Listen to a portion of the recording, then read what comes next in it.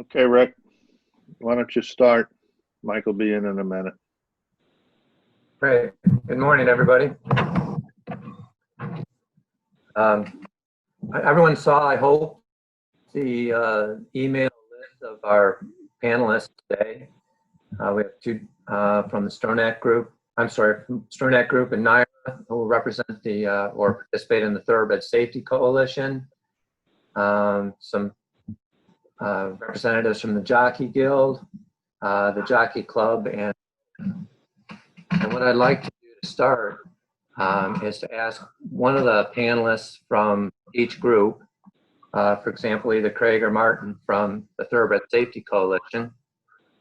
Well, I'll start with you to present a short narrative about your proposal and your position on what we're here to talk about today, the issue of addressing the crop use in thoroughbred racing. Namely, the problem or issue that drew your attention, the process that your group went through to generate an initial proposal, and what's the reasoning that explains your proposal about the crop use. Martin or Craig, if one of you could tackle that first for the Thoroughbred Safety Coalition, just briefly, a couple of minutes to explain the background. Sure. Well, thank you all for joining today. I guess I'll kick off here. I believe that we started work on the Thoroughbred Safety Coalition's proposal on use of the riding crop shortly after the Breeders' Cup last year. And our goal was, particularly in light of the recent Breeders' Cup, to harmonize U.S. rules with international rules. Get as close to those as we possibly could, because I think I'll recognize that this is an international business. But more importantly, from a domestic standpoint, it's highly important that racetracks and jockeys around this country have clarity on the rules, consistency on the rules from place to place, and the ability to predict what the rules are going to be when they move from one jurisdiction to another, which I think we all know. Particularly in this case, it's a huge issue in the medication front. On the riding front, I think ultimately it's simply unfair to riders to expect them to be able to adapt their riding in the heat of battle to different rules in different states that prescribe different motions, different numbers, and then ultimately have different penalty counts. So we drafted a version of the rule that was essentially agreed upon by racing companies that represent, at this point, over 85% of the domestic handle in the United States. That would include Churchill Downs, the Stronach Group, NYRA, Keeneland, Del Mar, and a few others as well who are members of the Safety Coalition, with the eye of meeting with the riders and coming up with a joint proposal that we hoped we could then go to various regulatory organizations and have adopted. So Martin and I and Belinda Stronach and several others met with Johnny, Terry Meeks, Mike Smith, Joe Bravo, I think Javier Castellano, and a number of other riders back in late January, I think immediately prior to the Pegasus World Cup, and had what we all, I believe, thought was a very productive discussion about the use of the crop.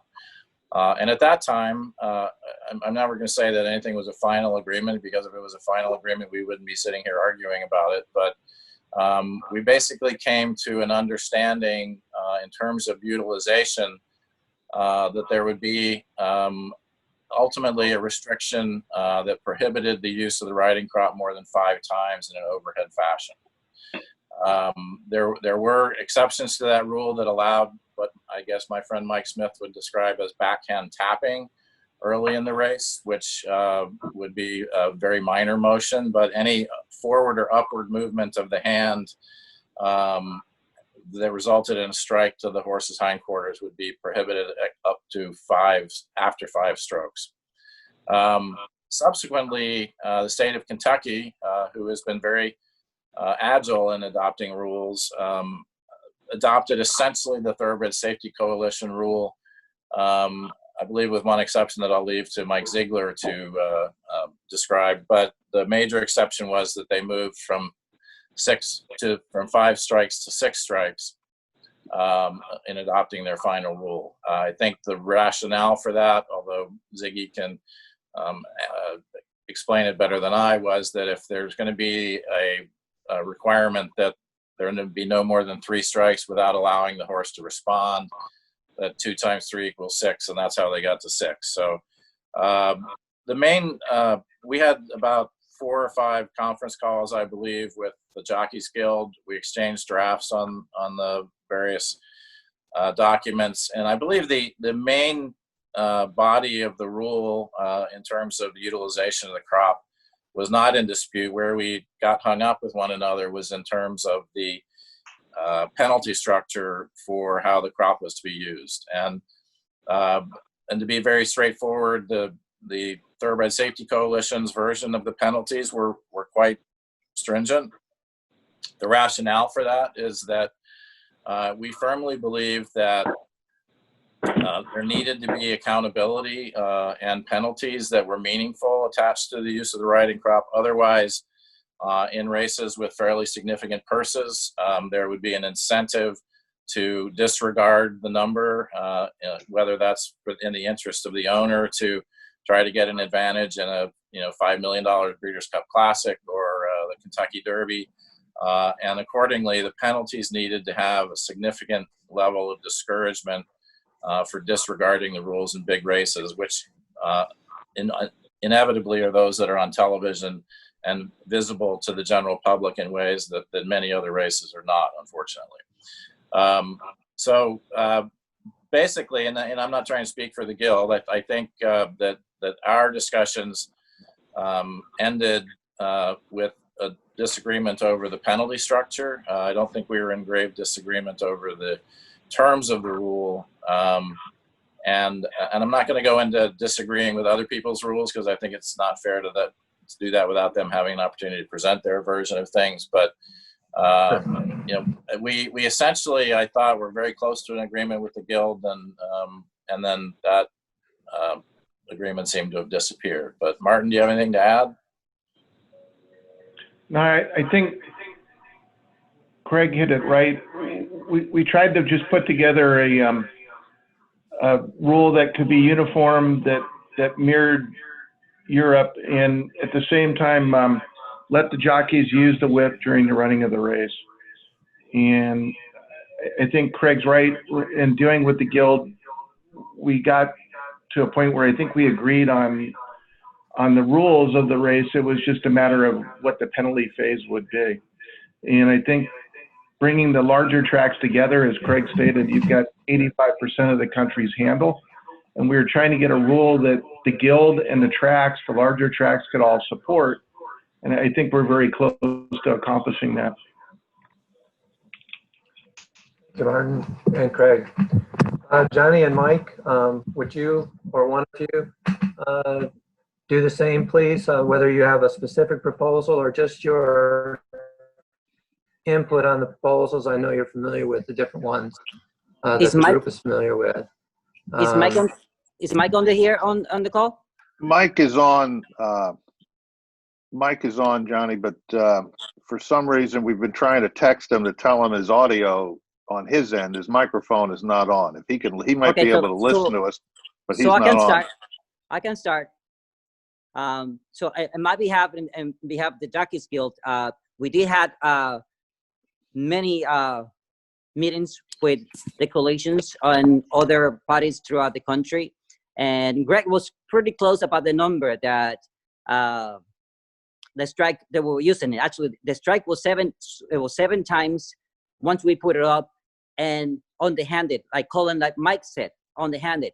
So we never got into an agreement because on the handed thing. We actually finished that meeting thinking that, okay, I think we're very close with how many strikes we were able to use. And Mike and myself, key out and putt the 7 times once you put it up, but we have to have it on the handed just in case we need it as needed, because horses get out, horses log in, and we want to make sure that we actually have control of the horses. So that was the main thing that we did not agree. And then obviously the penalties, we did not agree at all. So when we have the second meetings, going back to the on-the-handed went away. So and that was it. And then we didn't agree about the strikes that we're going to be using, and then they never complied with the on-the-handed use of the whip. So that's where everything went, how we said, sideways. And we went on to talk to the Mid-Atlantic. We explained it, what was our proposal from the beginning with the coalition. And the same thing happens, that we want to make sure that we have the on-the-handed that is needed, so we can actually control the horses when it's needed. I mean, listen, I've been given perfect samples that we in that meeting in Florida, we gave an example that Rajiv Miraj was riding the horse. It was getting out in the turn.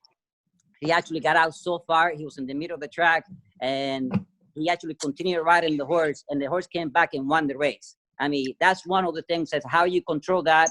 And actually, and at that meeting, they was, well, if the horse is getting out, just pull him up. I mean, how do you do that? I mean, you're deceiving the public. You actually not doing anything for the owner and trainer. So how do you do that? So it's like, we cannot do that. So with the limit of the strike that you're giving us, which we were talking about 7 times, that horse would not would have won the race. And actually, very recently, I actually put something on Twitter. A horse actually won in Delaware a couple of weeks ago. The horse was on the lead. And one of the things that Mike was trying to explain to them, when the horse is on the lead, sometimes they see something and they stop, and then what would you do? So anyway, this horse was about 5 lengths around the turn in Delaware. All of a sudden, coming to the quarter pole, the horse started stopping and getting out. I mean, getting out pretty bad. The kid actually got him and struck him twice around the turn. The 2 horses passed him. The horse kept going out. He actually keep actually trying to keep him straight and got after him. The horse is 4 lengths, 5 lengths on the 8th pole right now. And they keep riding him. Came back and wins the race after the horse had pulled up and get out. I mean, if that was the rule, that we only can strike him 5 times and not kept keeping that horse would not would have won. And second, though, that horse probably would have gone straight out to the outside fence. So those things we're trying to explain is like, you cannot put a number, something like that. The horses react differently. There are different scenarios that can happen. And how do we keep the safety and the integrity of the race? So the number, the strikes that we were looking for, it was a 7 strike, but having the on-the-handed. So make sure that we actually have the safety tool to keep these horses straight. And this is where everything went sideways.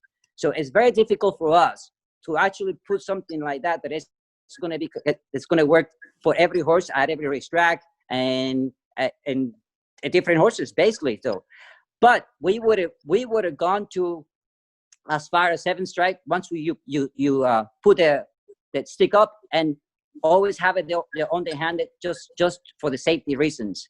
And the other hand, not too long ago, then again in Keeneland, there's a horse in a grade 1 race. The horse passed, the other horse passed it, and with the 5 strikes through, the horse will not even come back and win. What a great race. What a great for the fans, for the bettors and everything. The horse actually was a 3-5. It was beat, came back, and Jose Ortiz had to come back and be aggressive. You know, had to be really aggressive for the horse to respond because he was beat. And I believe he had to hit it 10 times for him, but she came back and won. I mean, so how do we explain that to the public? If you only have 5 strikes and the other horse has the upper hand on you and has half a length and 3/4 of the length, and all of a sudden you have nothing to do. You can't even tap it downhanded, and all of a sudden you beat. And it's like, it's incredible for us to do that. So anyway, by having the on-the-handed, it's about the safety and the integrity of the race. And not only that, I mean, it's the safety for us. I mean, we can bring more liabilities to the racetrack by actually being cut-handed, if you will, that the horse is getting out or logging in. When you put in other people in danger, and the other hand, the horse is responding for the things you want to do, but you got to protect the fellow inside or the fellow outside because the horse is getting out. Those are things we have to keep in mind. And the more I watch races, I mean, I've been watching races since, obviously I've been watching races all my life, but I've been really watching races really lately all throughout the country. And to see how many horses do the things that we were talking about, it happens every day. Every day and Johnny, everywhere. I'm gonna get back to you, but thank you for that excellent presentation of what your group's been up to and your perspective and the issue that you see it. I want to get a brief statement from the other participants before we go into greater depth on some specific questions. Thank you. Matt Juliano, if I could ask you to present for the Jockey Club. Again, short narrative, problem or issue that drew your attention. The process has been going through to address the various proposals or approaches, and the Jockey Club's reasoning that explains your position on this. Thank you, Rick. I'm happy to do so. The riding crop has been a topic of interest with the Jockey Club Thoroughbred Safety Committee dating back to at least 2008 when it issued its first recommendation on this topic, which specified the details of the cushion crop. And then in 2011, McKinsey & Company reported in their comprehensive industry analysis, they reported that among current and prospective fans, the imagery of striking the horse during a race was one of the top 3 drivers that contributed to negative perception towards the sport. Race day medication and aftercare were the other 2. After studying the matter further, the Thoroughbred Safety Committee issued a recommendation in 2016 calling for prohibition of striking the horse from a position where the arm is raised above the shoulder and to avoid long periods of successive strikes to allow horses to respond. And that recommendation also included much stiffer penalties. And then just recently in 2019, the Safety Committee took the topic up again, looking at the issue of the riding crop. But this time, the recommendation was to eliminate the use of the crop entirely for purposes of encouragement. The crop could still be carried, and it could still be used to avoid dangerous situations and that the rider may perceive during the race. And then additionally, in 2019, we conducted a survey of fans that categorized themselves as either avid, casual, or occasional. And interesting, the common thread that cut through those 3 categories, the principal action that all called for was to significantly increase penalties for misuse of the crop. The survey, one of the leading conclusions was, obviously a topic for this discussion today, was there are too many rules. There's too many conflicting views, not just nationally, but internationally. And then on top of that, the penalties, the perception of the penalties for misuse of the crop were generally regarded as trivial. So you can kind of see the progression of this topic, at least from the Safety Committee's perspective. The imagery of striking a horse continues to create just a substantial negative public perception. You can't get around that. There is something that we've all heard increasingly in common parlance, and it's a phrase that's been circulating around in social media and in the popular press as well, and that is the idea of a social license, which is basically a way of saying acceptance by the public. And whipping a horse is certainly in the gun sights of a practice that is contrary to acceptance by the public. Now, this group certainly has the critical mass necessary to develop the correct rule. But I would only finally add to this, Rick, that the Jockey Club didn't enter into this decision lightly. We've got Chris McCarron is one of the has been a Thoroughbred Safety Committee member for I guess about 8 years now, and Chris was fairly strident in in this recommendation as well. But we didn't go into this lightly. We started down this path back in 2008. And after several years of deliberation, and we've through a couple of industry analyses into it as well, surveys, something has to be done. Something has to be done to improve public perception of striking a horse. And when the mindset of the individual, of the customers looking at it, is they hear these stories that these horses are bred to run, and they do. They love to run. And you all know that better than I do.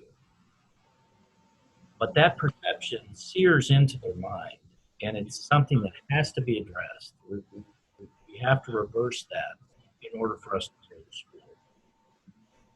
forward. Thank you, Matt. Eddie, if you, on behalf of the, I guess, the rope and the stewards generally, if you can address in a similar way the perspective you and other stewards bring to this, the problem or issue that, as you see it, any process that has been gone through, and some of the reasoning of your approach or your feelings about some of the existing proposals. Eddie, okay, good. Can you hear me? We can. Okay. We've also discussed this on the regional stewards conference calls for over several years, the use of the whip. And the consensus of the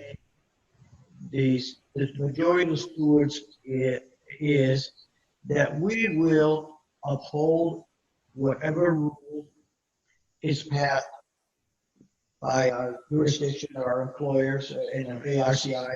Hopefully there is a universal rule, and basically that's where our focus is. We agree with the riders that they go from on a daily basis, they go from jurisdiction to jurisdiction to be confronted with different rules.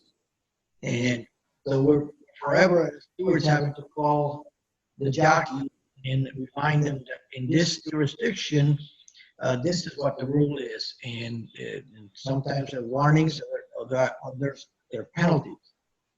But for the most part, I have to tell you that in the jurisdiction that stay on top of the rule and have communications with the jockeys have very little problem in upholding the rules. That most of the rules are violations from the jockeys that come in from out of town, and somehow or other they don't get the message of what the rule is. So that being said, our position again is that we will, whatever the rules that is passed, we will uphold. I just want to add something from my personal experience. I think we need to define, we all understand what the difference between tapping a horse underhanded and whipping a horse underhanded. And those are two distinctly different actions and different manners of whipping a horse or tapping a horse. And I think we need to understand the difference between that. I do not find the tapping of the horse that would be something that would be injurious to the horse. It would hurt the horse anyway. It'd be very difficult for a jockey or anyone to tap a horse and hurt that horse by doing so. Although it does keep the horse's attention to business. And I think this is where the jockeys are coming from.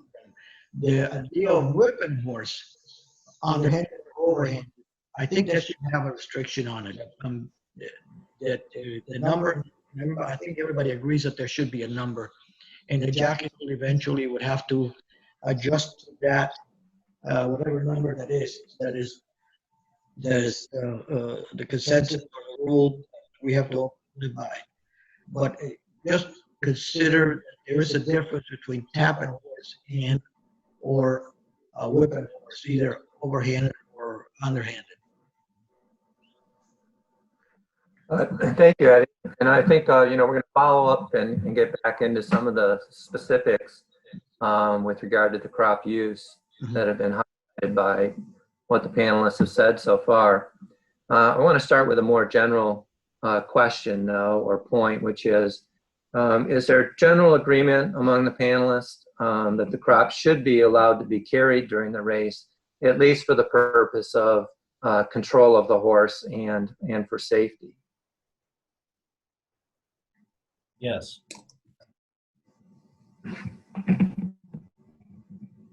Yes. Yes. When we look at the next step, which would be the use of the crop to urge the horse, which I guess is the distinction between some of the perspectives and others. There are different issues, and we've touched on them. Equine welfare, the perception, and the issue of enforcement. On the issue of equine welfare, is there a perception that the use of the crop, as we try to more strictly regulate it today, is addressing a problem of injuries to the horses? Or is it more of a problem of perception? Matt, would you like to tackle that first? And your question, Rick, is the use of the crop more of a horse welfare issue or more of a public perception issue? Correct. Have we had a problem with injuries to the horses, or is it more an issue of perception? Well, I think let's kind of take them in order, at least in order of customer preference. When you look at it from the lens of customers, the public perception would probably lead that. There's an imagery that's associated with striking a horse that is very difficult to reverse. Now, if we look at horse welfare matters and issues like that, I'm not aware of data, and as you know, we like to rely upon data before we make these types of statements, but I'm not aware of data that would link necessarily an increased incidence of fatality to an increase, or racing injury to an increased incidence in the use of the riding crop. However, I will say this, that there's general agreement that horses and injuries tend to occur for the most part in the latter parts of the races when they begin to tire. And it's at that point in time when there is a coincidence of encouraging the horse and those subsequent injuries. Are the two related? You can't make that association. Statistically, it's impossible to make that. They're two events. You can't say they're causally related, but they tend to be associated together. Horses are tired. The jockey begins to encourage the horse more, and that's the part of the race where most of the encouragement would tend to occur. That also happens to be the portion of the race in which injuries occur. Are the two related? I can't sit here and say that they are, but it's probably a tertiary relationship when you look at public perception again. That's a pretty strong message that you're sending to a customer, to a patron, and that is you've got a tired horse and you're applying encouragement to the horse in a period of the race where he's probably at the greatest risk. And the two do not make a lot of sense. It doesn't make a lot of sense to have those two events coincide. Excellent point. Would the other panelists agree that we don't see the physical injuries to the horses directly from the application of the whip in the way that may have been more common in the past, although it is an open question about whether the urging could cause or contribute to breakdowns. Craig or Martin, would you speak to that? Do you want me to answer that? Johnny, sure. Yeah, well, I can tell you something that I can hear you guys better too. Put the headsets on. I can tell you something that when the horses are tired, and jockeys knows the horses are tired, or the horse is actually feeling off, that it's not going. It's like, I guarantee you, the jockey who's on top of the horse is not going to force the horse to go any farther that it can go, because actually the jockey's on top of the horse. If that horse falls, it's our neck on top of the horses still. So I mean, for a jockey to continue to encourage the horse or hitting the horse, so that the way you want to explain it, it got to be a crazy guy, you know, because that's your neck on top of the horse. Unless the horse has something that a pain medication or something like that, that you don't feel the horse that is telling you something. Those are when the accident happens, when a jockey encourages the horse that you're not feeling, the horse is not feeling the pain or anything like that.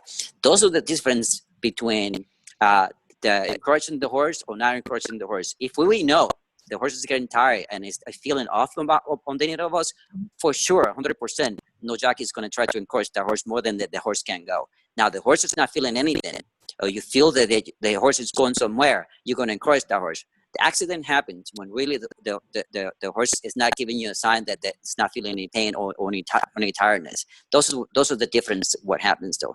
I mean, with the medication reform and all that stuff, it has happened less and less, because now we do feel what is actually is on the need of us. So there's less accidents down the lane than anything else. So most accidents happens more now.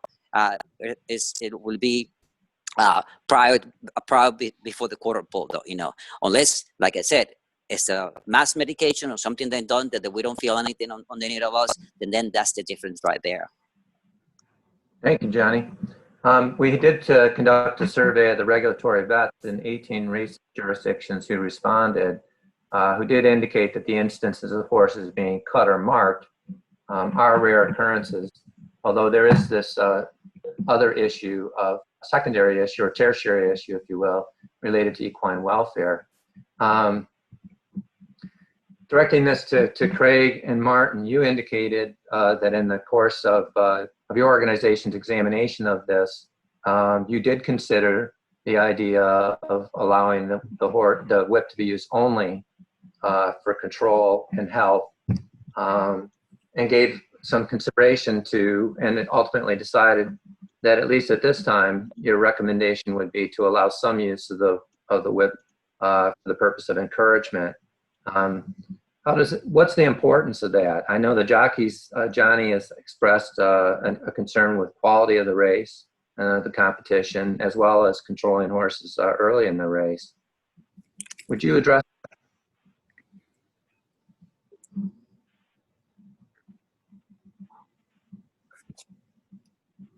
Well, let me jump in because Martin's not pushing his button.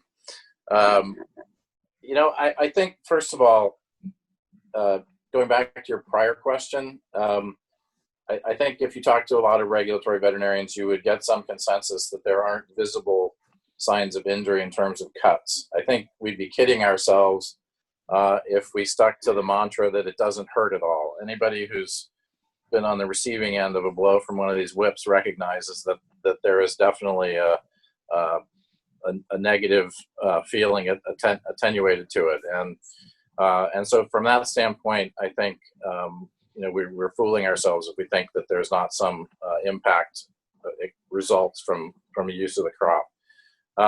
But in terms of our evaluation, you know, and I can tell you, you know, my initial point of view on this is that at the end of the day, this is a competition. If everybody's playing by the same rules, engaged in the same basic activity, it comes down to riding talent and other things. There are plenty of equine activities that don't permit the use of encouragement by whips or other mechanisms.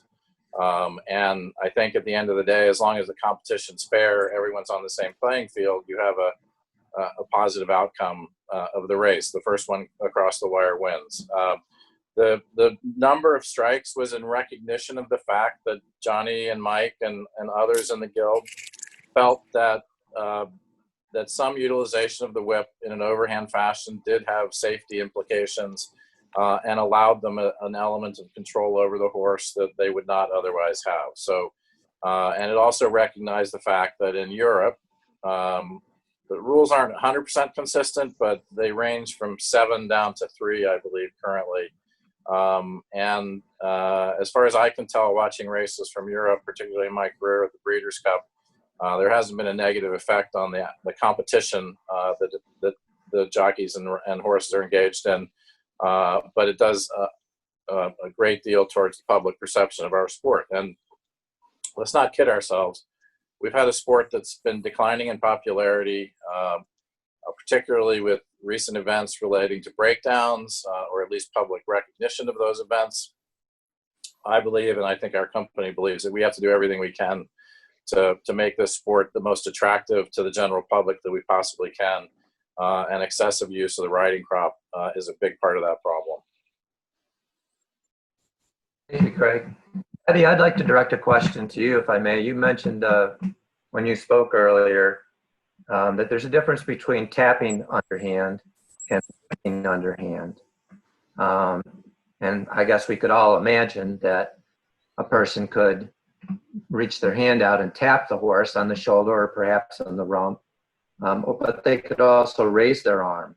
Is that what you're talking about? And when you heard Johnny talking about controlling the horse and getting it in the proper lane during the middle part of the race, for example, does that require underhand whipping or overhand whipping, or does it, I think Johnny was saying underhand, or is underhand tapping sufficient to do that?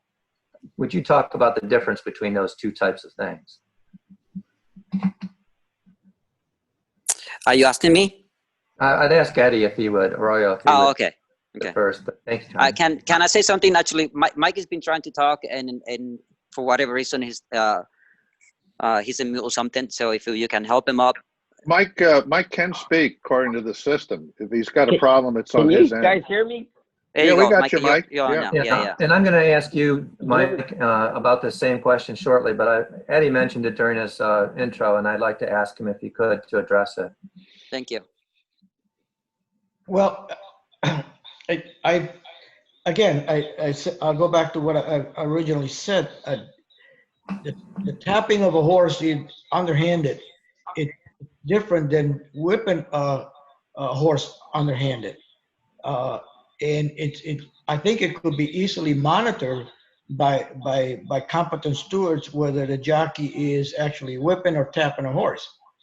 I just want to, not that I'm not advocating for the jockeys as much as I'm advocating for the sport. Keep in mind that a jockey weighs 120 pounds and a horse close to 1,000. Restricting the encouragement of a horse. After a while, a second or third time that a horse is not encouraged by either tapping or something that he's been trained up to this point to a race to do, he is going to decide, I don't have to do this anymore. And I'm getting tired, or I don't feel like running today. So I'm just not going to do it. And we don't want to get to that point where the horses are dictating the way the style of the race, rather than the competitive of the horse. It might be taken away because they learn, they pick up on things really quick, and if they don't think they're going to be encouraged, they're not going to run. They're not going to run as aggressively as they normally do. But that being said, I got that. At the same time, I agree with the perception of all that it is. We need to adjust. It's the time is here to do that, and I think we could come away with something that is workable for all of us, with a little give and take from both sides here. Again, I got sidetracked, but the idea of there's two different, you tap a horse with the whip, there basically it's a tap, or you can whip a horse underhanded, and that's no different than whipping a horse overhanded. So I think we keep that into consideration as we move forward. Thank you, Eddie. Johnny or Mike, one of the, and really virtually the only difference between some of the proposals that are on the table, apart from the Jockey Club's perspective. But if you compare the Safety Coalition and the Mid-Atlantic and what's been done in Kentucky, it looks as though in the use of the whip issue, that the primary difference lies between underhand use of the whip on the rump, between the first turn, which everyone believes of those groups should be permitted, and turning home for the stretch, where everyone believes that underhand on the rump should be counted as one of your limited number of strikes. Johnny, you talked about this before, and I know Mike has in the past. Why do you think you need to use underhand strikes during that middle part of the race? And can you use underhand taps as opposed to underhand whipping effectively enough to keep your horse in the right lane and to keep it in the race? Mike, can you answer that? I've been talking so much. Yeah, I mean, there's several different. I mean, there's so many different reasons you'd need to use a whip underhanded. Rather it be leaving the gate halfway down the backside or around the turn. There's who knows what they're going to do, what they're going to see. I mean, they have a mind of their own, and we keep saying, you know, they're bred to run, and we understand that. But it's when they want to run or when they want to do things. Half the time they're looking to do the opposite of what we're trying to get them to do. You know, I mean, so you need it for a lot of different reasons to put them in position, you know, to keep a horse in position, to get yourself up into a spot that's pretty tight that the horse doesn't want to go into, but you know, there is room and you can get them in there if you can encourage them. And if you count the underhanded, by the time you head for home, you'd be out of times to encourage them. And then what do? Just throw their heads away and start throwing the reins at them? I mean, that's not safe. Mike, how much? If you leave underhanded, so if you turn it up, which I believe we should be able to turn it up. You turn it up. You give us the number, whether it be 5, 6, 7, and you can use underhanded as needed, just to reach back and touch them. It's like walking a dog with your leash. I mean, we all have a dog. Some dogs are pretty good; they'll stay with you. But some dogs, they'll take off after another one, or they'll do all kinds of different things. If you don't have that leash on them, they're not going to stay on your side. It's the same way with the riding crop. I mean, Mike, I don't mean to cut you off. I want to ask you a specific question, though, which is how much of that work with the crop can be done with an underhand tap, as opposed to, you know, raising the arm or doing anything besides just a wrist action in the middle part? You don't have to raise it up over your shoulder underhanded. I mean, you could just reach back and be able to touch them, and it's amazing what that does. Just reaching back from the hindquarters, it does so much to a horse. They pay more attention to it. I mean, if you got a 1/16 of a mile left or an 1/8 of a mile left, and you've already gone through your number, and the horse is pulling up or it's looking at something, and it's not wanting to finish, you need to be able to reach back and just encourage them a little bit, just for the integrity of the sport, really. Otherwise, they're not all the same. Each horse is different. Some are very, very lazy. Some are extremely aggressive. You know, some respond to it back there, some don't. I mean, every horse is different. You just got to figure it out as you go. But you need to have, as necessary, underhanded. It would just be safer. It would be for the integrity of the sport. It just works so much better. And for the perception, I think you'll start seeing guys not even hardly turning it up. And then when you do, the number is the number, whatever that number is. And I'd like to get back to you. You try riding through the Derby with that crowd, encouraging a horse all the way around there, and only having one number. And the next thing you know, we're all just going to basically throw their heads away, and we're going to be swinging the reins at them. And to me, when you get a horse off balance like that, that's way harder on them than tapping a horse underhanded with a riding crop. And they're cushion crops on top of it. Thank you, Mike. I'd like to move on to another question, which is, it seems somewhat arbitrary, the number of strikes that ultimately might be chosen as the number. It seems like a good idea to have it the same. But any strike, your research has indicated, is a public perception issue. And I don't know if you've recently done a survey on you know, the perceptions of the public with regard to the striking of the horse. Is it progress to reduce the number of strikes to a specific number? to eliminate, successive strikes for a period of time. Is that going to achieve anything in public perception? Do you have any information about how much the public demands no use of the crop?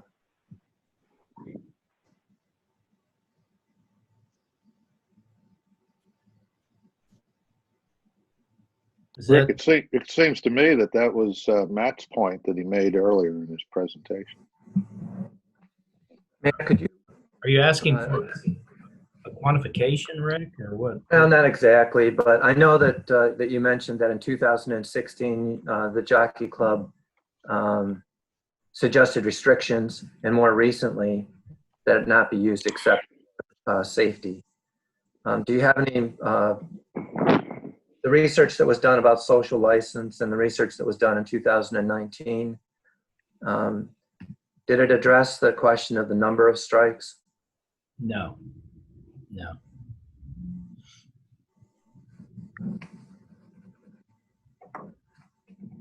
One of the other issues, and maybe I'll toss this over to Craig and Martin, is if we're looking at basically a perception issue with an unknown possible effect on breakdowns that needs to be monitored and addressed as we move forward, is this an issue that can be handled by the tracks? Is this an issue where the racing jurisdictions can set a basic standard, already have one of no excessive use? But is this an issue that the tracks can handle, or will that lead to disorganization? And is it something the tracks would not want to have on their plate? I think that the coalition would rather have a uniform rule, and I think it's better for the riders to have a uniform rule. So as they travel from major race meet to major race meet or track to track, they know that the rule is the same. I think if you take the most recent big race that we saw, the Haskell, and I'd ask Mike Smith, was that underhanded tapping or was that underhanded whipping? And you hit the horse 12 times in the last 100 yards without a chance to respond, and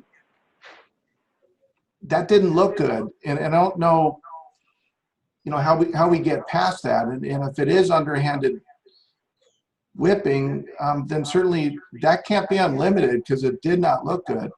And I think as racetracks, we tend to take a lot of criticism from the fans. It is a perception problem. And at the same time, we understand the necessity for the riders to be able to use the whip during the race. And that's why we tried to come up with 5 strikes overhanded and unlimited tapping underhanded. But Mike, if in the Haskell that was underhanded whipping, that didn't look good. I asked Bob. I bet he'd argue against that. It was flagging most of it. I wasn't even touching him. It's just going back and forth with my arm, back and forth, just flagging him to encourage the horse to keep running. I won by a nose. Believe me, if I just sit there and I can't even do that, he wouldn't have won. He pulls up. He doesn't want to go first down the lane. If you ever watch some of his previous races, you could see that. Matter of fact, if you watch him down the backside, you'll see him duck out to the middle of the track out on his own just because. He just does things like that. He always has. So, and I was moving my arm back and forth quite a bit. I don't even know, but it might have touched his back end maybe twice, maybe 3 times tops. So I understand. But you have to move on him. And if I can't use the riding club, then I'm just going to throw the reins at him. You got to check. Otherwise, he's going to pull up. I wouldn't have won. Yep. No, I understand. He would have lost the grade 1. You're trying to do what is best for the owner, but we need to work together as a group to figure out a way to make that acceptable or to make that look better, because it didn't look good. So you're saying the second horse, it looked more appeasable to your eye than mine?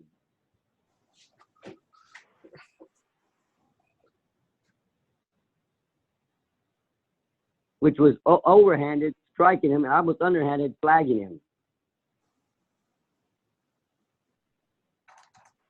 I'd like to introduce another issue that we haven't touched on, which is was mentioned in everyone's presentation, which is the penalty. And the fact that there are proposals for specific penalties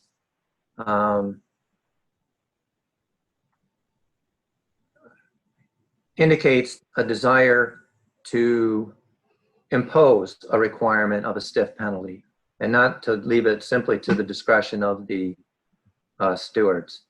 I'm just going to open that up to any of the panelists who might want to address that issue.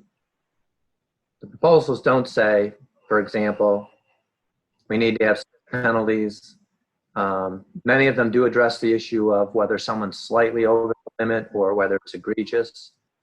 But rather, we've a pretty extraordinary array of specific stiff penalties among the various proposals. Anyone who'd like to jump in on that? I guess I'll jump in. It's Craig. As I said earlier, you know, no one envies the stewards the job of enforcing these. I think, you know, as the last discussion pointed out, Mike had a view that he barely touched the horse, and so from, you know, 100 yards away, it's very hard for stewards to see with a great deal of accuracy. But I do think it's a sort of human behavior that if there's no consequence, then a rule doesn't have much meaning. So, you know, our view is if we're going to have rules, and we believe there should be rules, they need to be enforced, and they need to be enforced in a serious fashion so that within a short period of time, I firmly believe the riders would adjust, everyone would get accustomed to a uniform set of rules, and the game would be better off for it. And we need this game to be better off from a, you know, from many standpoints. But if we want to grow, and we want to be appealing to the general public, to a broader fan base than we currently have, we need to have enforceable rules. They need to be taken seriously, and the way that the riders are going to adapt quickly is by understanding the consequences and on occasion no longer being able to exceed the permitted number of strikes without serious consequences. I'll direct this to Johnny or to Mike. One of the most interesting suggestions has been, and particularly as Craig indicated at the outset, because of the high publicity and therefore unfortunate bad effects of excessive whipping, when the motivation to do it is the highest in a really important race with a high purse. So one of the interesting suggestions has been that the penalty that the jockey should bear, depending on how serious the misconduct and how significant the race, would be based on the purse that the jockey would otherwise earn in the race. And I wonder if you could give us some of your input on that. Mike? Well, I could probably give you some real good input on it. I mean, I just got fined. Well, they'll take away depending on what the outcome is of the Saudi Arabia race. So if they do take maximum security down, then I served an 11-day suspension, and it'll be a $600,000 takeaway from my check if they move me up. If they don't move me up, it's $230, I think, or something like that. I believe. Does the penalty fit the crime? I went over their number. Their number was 10. I went 14.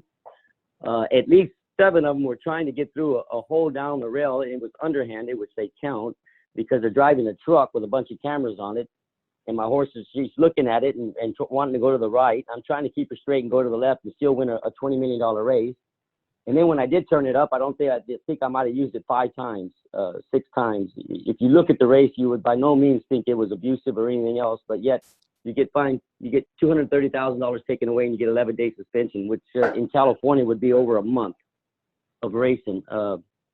It's just crazy. It didn't fit the crime. I don't think any steward or anybody here in the United States, period, would have even called me in, to be honest with you.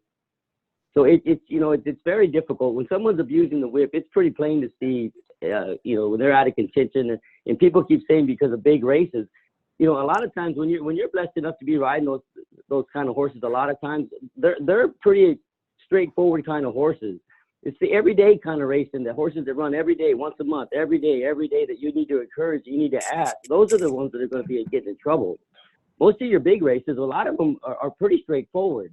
You know, they train for certain races and they're fresh going in and they want to do it. But your everyday stuff is the one that you're going to get in trouble with.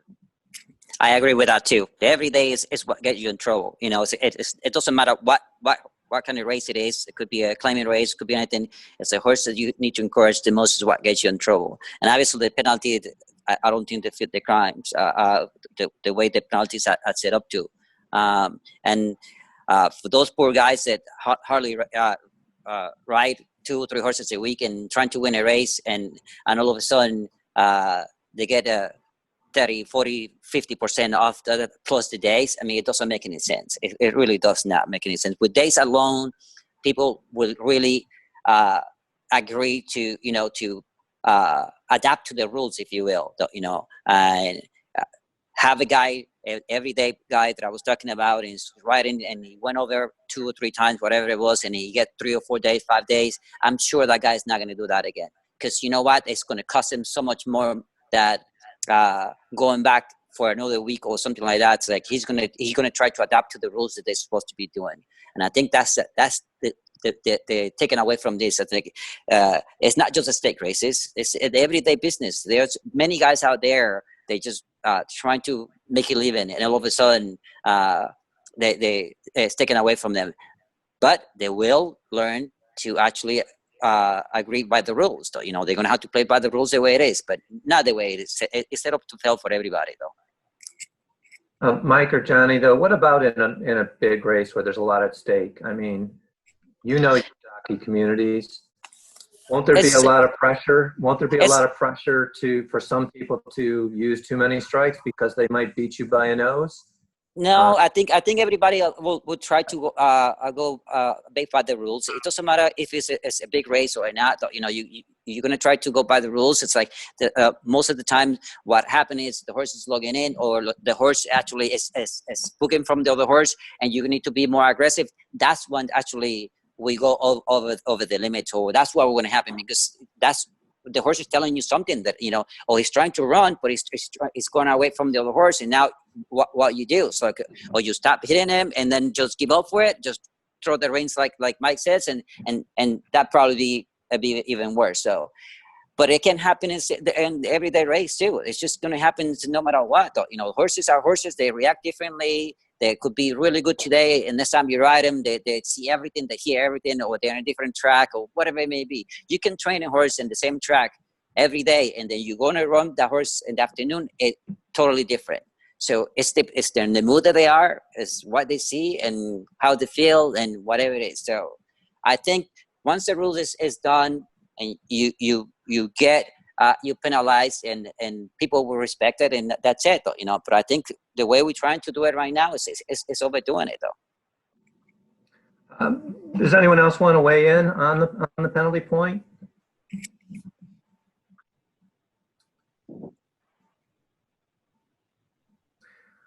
I'm going to pose another open question, and I mentioned it briefly, but I wonder if someone can address it directly, which is it the responsibility of the racing commissions to ensure fairness of the contest and safety? Well, maybe it's a matter for the tracks to determine for themselves, as long as the minimum criteria are met, because it's a public perception and a marketability issue for the tracks. To set or to determine, whether through their conditions or otherwise, exactly how the use of the whip should be regulated.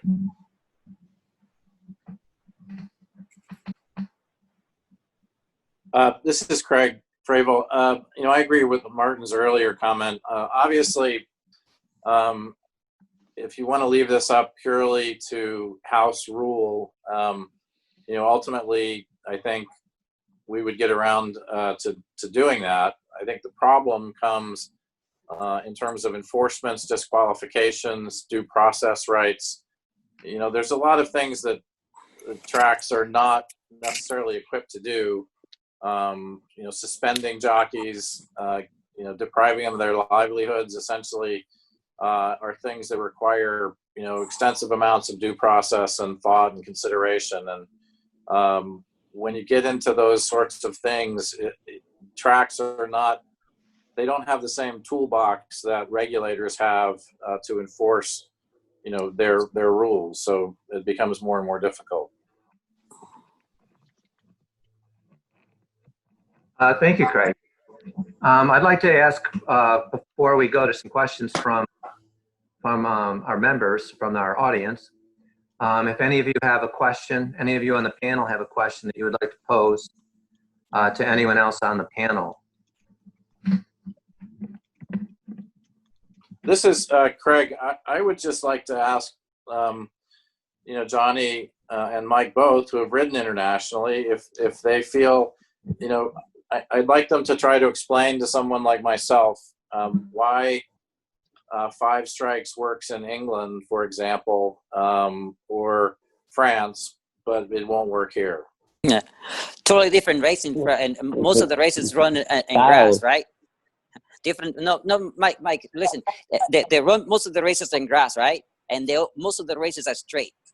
It's just very simple. When I was like, but very, very two different things. Now we train different here. We more speed here. We more aggressive over here. Over there is break from there, sit in there, and make it run from the 8-pole to the wire. Most of the races that run like that though. Here we're running from the 3 8-pole home. That's the way it is. It's just the way that it's trained, the way they're tell you what to do and how to move, and you're obligated to ride completely different. And how are you going to say it works? I mean, the jockeys are getting suspended, they're getting all that stuff, and they're still fighting it right now. I mean, Ireland last year were running out of jockeys because the suspensions and the things that were given in for because of the rules, and got to the point that the Jockeys Guild from Ireland went to the commission and says like, listen, we're not going to have enough jockeys by the time if you continue the way you suspended the jockeys, so it's not working. So for you to say something that it's working, it's not working because the jockeys are getting suspended for things that should not be suspended, and that's the way it goes. But here, it's totally different than the way we ride and the way we train here. Does anybody? If you'll talk to any one of those riders here, they'll tell you it's not working. All those guys come from over there. Yeah. So much different. Does anyone else have a question that they'd like to pose to someone else on the panel? Hang on, Rick. Hang on. Oh, go ahead. I've got a couple of hands raised, and let me see who. I have to say something also about even the rules in Kentucky and the suspensions and on the penalties of the penalties and money that the winner implied that you're going to lose in Kentucky. I mean that's unconstitutional as well. I mean you cannot find somebody at a stiff. What the regulations give you though? How do the Kentucky rules is going to obey what the regulations is? How much you can find somebody though? I don't get that too. Okay, well that's a legal question. I think it's a little bit beyond the scope of what we want to talk about today, but it's a fair point to make. Rick, you've got Beverly Bourget from New Mexico. Go ahead, Beverly. Hi, Rick. I just want to say that I think this is such a good, healthy discussion that we're all having, bringing all the entities together with all their excellent proposals and honestly the way of looking at the industry from different perspectives. It's been very encouraging to me to see us have this good professional discussion. Basically, almost on any item that we've discussed, the top item has been perception. And I'm wondering if we know that is a problem, but I don't think we've addressed the perception. Is rules and penalties the only way we can address this? And with what's going on with the COVID right now and how it's impacted our industry, we do have some extra time to maybe take a look at this and how do we address this to the public, and sending perhaps some kind of video message or commercials through TVG or NBC, letting people know that you know, what a healthy business this is and the good jockeys that we have, maybe some interviews showing people across the nation our top tracks, taking them on a journey with us in our industry. I think we also need to add that to this element of discussion. And I think it's an important one that we take a look at and see how we can all come together with I have brought that up many times into our meetings, and nothing has happening. You know, that's the probably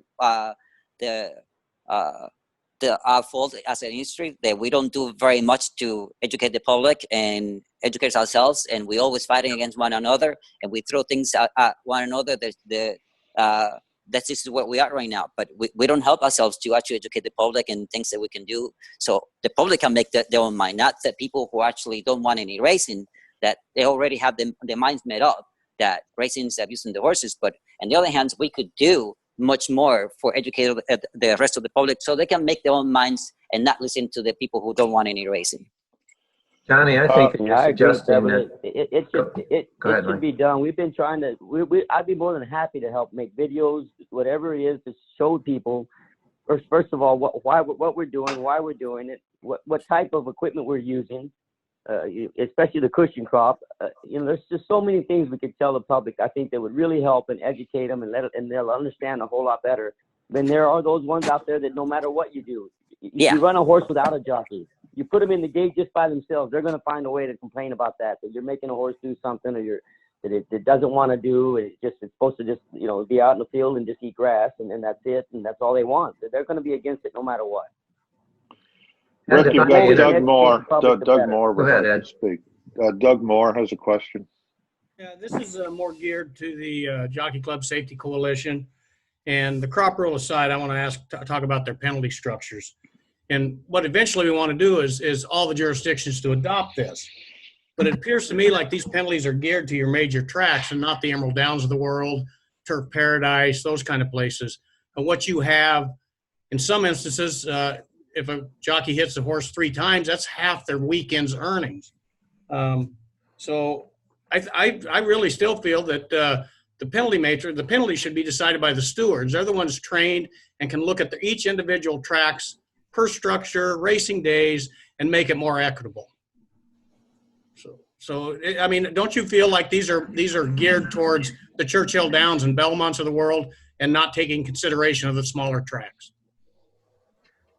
Craig or Martin, if your organization has given thought to that, you know, the difference between the smaller tracks and some of the larger ones, could you speak to that? Well, that's why we put the penalties in percentages, so that if you're riding in a smaller track and the purses are lower, percentage would still be the same. So 30% at Turf Paradise or 30% at Belmont Park. Excuse me, Martin, but it says a minimum of $200 or a minimum of $400. Yeah, that's true. And some of these kids out here, they win a race and they're making $80 to $100.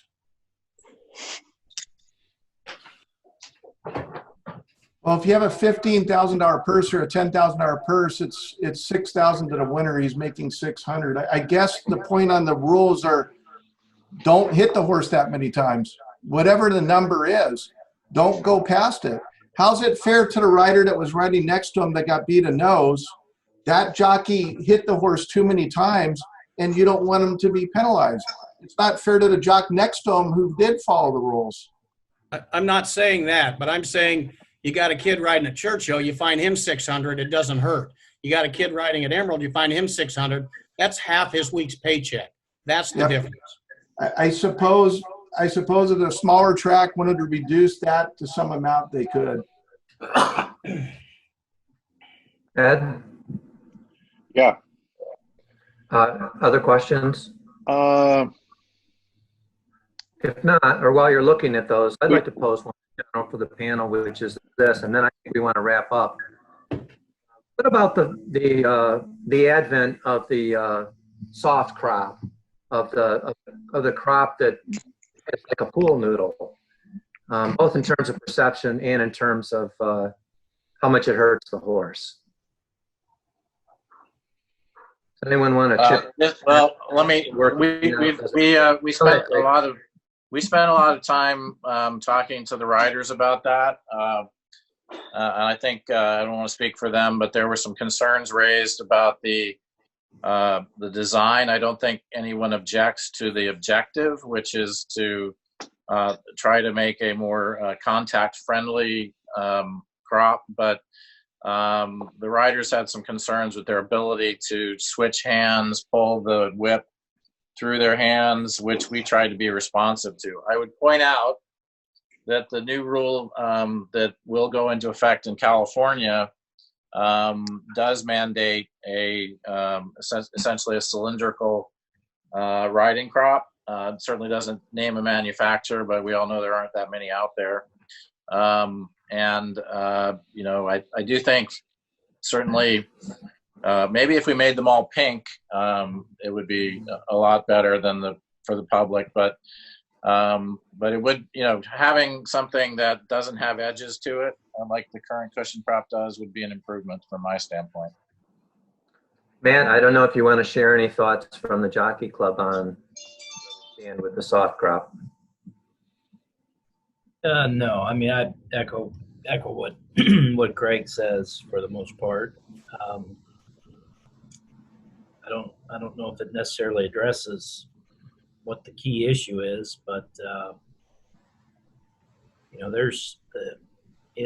it's an activity more than the device itself. It's the activity that you really have to look at, and I think the Thoroughbred Safety Coalition is vectored in the right direction. I think it's something that we at the Jockey Club could endorse because it has in mind kind of the dual objectives of perception and horse welfare, and it places us on a continuum. Obviously, from our perspective, the recommendation that the safety committee issued was for total elimination, and it may take time to get there. And we certainly think the Thoroughbred Safety Coalition, their solution has a lot of merit to it, and I think warrants serious consideration. It's a good solution for where we're at today. Rick, you've got Cynthia Smith, who's an official in Iowa, who wishes to ask a question. Great. Cynthia? Thank you, Matt. I can't hear her, so I don't know what's going on. So, and then we've got Jeff Johnston has asked to ask a question. Jeff? Yeah, this question for Eddie, being the steward on the panel. All of the proposals have use of the riding crop is permitted for safety reasons. In many occasions, the jockeys will feel a horse starting to move or do something that may not be able to be seen by the public or the stewards. How are the stewards gonna manage those instances? And wouldn't that be taken care of if you allowed the use of the riding crop in the down position, so the jockeys actually have a means of addressing that before it happens without breaking a penalty for the strike count? Well, I would address that, or I think stewards would address that by, first of all, if you saw that a jockey might have violated the rule, you would then go back and you slow motion the area, and then interview the jockey right after the race. I don't think it's that difficult to monitor that. I think most stewards, I would say almost all stewards will be able to monitor the use of the whip. We do now is it just comes constant for you. That's all you do. You sit there, you watch races every day, and you're accustomed to seeing the use of the whip by a jockey, the use of the rein by the jockey, et cetera, et cetera. The use of his weight to shift the horse in or out. That's all things that you pay attention to. you might have to go back and review a race, but you do that so quickly. So that would not be a problem for stewards to monitor, in my opinion.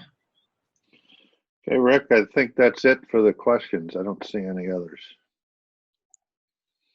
Great. Well, I really appreciate what everyone's shared with us today.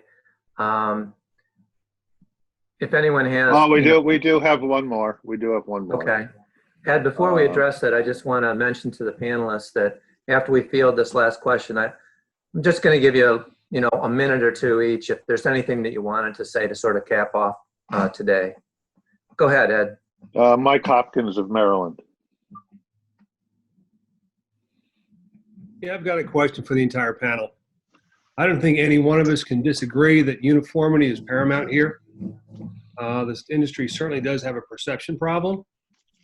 My question to the panel would be, why wouldn't you include other racing associations in your discussions instead of limiting it to NYRA, Churchill Downs, Stronach Group, when a number of races occur throughout the country and there are a number of needs to those racetracks depending on the size of the track and the types of horses that participate at those tracks? Why wouldn't you include those people into your discussions? I think the answer to that, Mike, is we're happy to do that. Sometimes it's just hard to corral all these cats, but there's no exclusionary purpose behind it. If we could get a uniform rule that all of the racetracks were in agreement on, and I think that's probably not that hard. We'd certainly be willing to have that conversation. So just a follow-up, would you agree that this organization that's prepared this webinar, the ARCI, is there to represent multiple racing jurisdictions? Would you agree that the RCI has a fair and equitable process to look at regulations and proposals for the entire industry? How can I ever say no to that? I got all these guys who regulate us on the call. I'm just asking the question. You know what? I'm not saying it's unfair. I'm just saying that, there are times when RCI rules, California, for example, is not even a member of the RCI. So, then that's their choice. Sorry? And that's their choice. I understand. I'm going to say sometimes we get it right and sometimes we don't, but it's not worth debating. No, I agree. Can I say something, gentlemen? Ladies and gentlemen, I think we all sat here, we're talking about all the things that we perceptions is try to minimize that perception and everything, but one thing we do have in common, we all want to make racing better. We all want to just make things better for everybody. We want to make racing to go forward another 100 years. I think we need to come up with something as well to how move racing forward. And right now with the COVID-19 and everything, I see betting records everywhere, whatever is running. So our game is not dead. Our game is very much alive. I think we have to come with something that is going to benefit all of us to continue going forward and promoting the game and using whatever avenues that we need to do or TV avenues that we have right now in our hands to actually do much better to communicate with the public and to do much better job to promote our game instead of fighting the way that we're doing right now. We're not helping ourselves at all. So thank you very much. Thank you. Does anyone else on the panel want to make, just a minute or two to just put a cap on it or to give us any of your final thoughts?